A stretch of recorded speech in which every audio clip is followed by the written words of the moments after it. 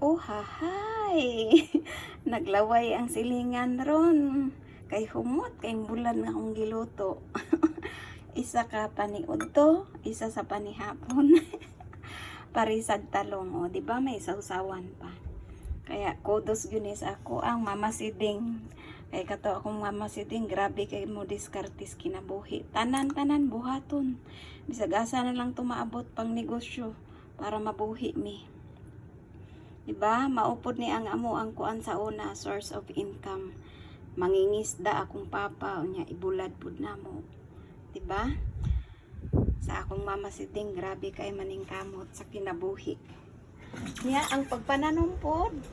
Nakuha pod nako sa ako ang papa. Kay farmers pod to siya, mahilig sa tanom. Ako grabe kahilig pod nako sa tanom. O tanawa lang na ang ako ang ang akong kamatis. My goodness. Mapares na ko na sa bulad unya mga pila ka adlaw makuha na ni siya, ma-harvest na ni siya, o di ba? Kaya kudo sa akong mama ug papa, grabe kayo sila maning kamot sa kinabuhi. Naliwat jud ko sa akong mama ug papa, mahilig mananom akong papa, mahilig magdiskarte akong mama, so inana lang ang kinabuhi, di ba?